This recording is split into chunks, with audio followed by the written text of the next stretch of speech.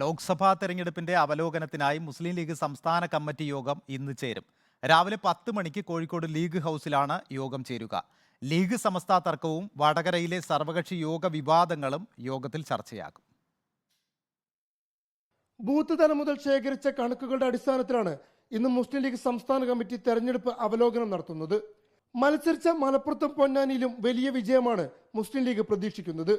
എന്നാൽ തെരഞ്ഞെടുപ്പ് ഘട്ടത്തിൽ സമസ്ത ലീഗ് തർക്കം രൂക്ഷമായതും സമസ്തയിലേറി വിഭാഗം ലീഗിനെതിരെ പരസ്യമായി രംഗത്ത് വന്നതും യോഗത്തിൽ ചർച്ചയാകും. കാലങ്ങളായി ലീഗിന്റെ ശക്തമായ വോട്ട് ബാങ്കായി തുടരുന്ന സമസ്തയുടെ വോട്ടുകളിൽ വലിയ വിള്ളൽ വീണിട്ടില്ലെന്നാണ് ലീഗിന്റെ വിലയിരുത്തൽ. സമസ്തക്കകത്തെ ലീഗ് വിരുദ്ധരാണ് വിഭാഗീയതയ്ക്ക് കാരണമെന്നും അവരെ തുറന്നു കാട്ടാനെന്ന നിലപാടിലുമാണ് ലീഗ് നേതൃത്വം. പക്ഷേ സമസ്ത ലീഗ് തർക്കത്തിൽ ശാശ്വത പരിഹാരം കാണണമെന്നാണ് പാർട്ടിയിൽ ഉയരുന്ന വികാരം. പ്രശ്നം പരിഹരിക്കാനായില്ലെങ്കിൽ വരുന്ന തദ്ദേശ നിയമസഭാ തെരഞ്ഞെടുപ്പുകളിൽ കനത്ത തിരിച്ചടിയുണ്ടാകുമെന്ന വിലയിരുത്തലും പാർട്ടിയിൽ ഉയരുന്നുണ്ട്. സമസ്ത ലീഗ് അനുകൂലികൾക്കിടയിൽ ചേരിതിരിവുണ്ടാകുന്നത് പ്രാദേശിക തലങ്ങളിൽ സംഘർഷങ്ങളിലേക്ക് വഴിവെക്കുമോ എന്ന ആശങ്ക ഇരു നേതൃത്വത്തിനുമുണ്ട്. ഈ സാഹചര്യമടക്കം ഇന്നത്തെ യോഗത്തിൽ ചർച്ചയാകും. വടകരയിൽ തെരഞ്ഞെടുപ്പിന് പിന്നാലെ ഉണ്ടായ സാഹചര്യവും യോഗം വിലയിരുത്തും.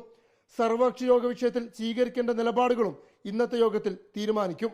Reporter Ashkar Ali Karimba, reporter, Malappuram.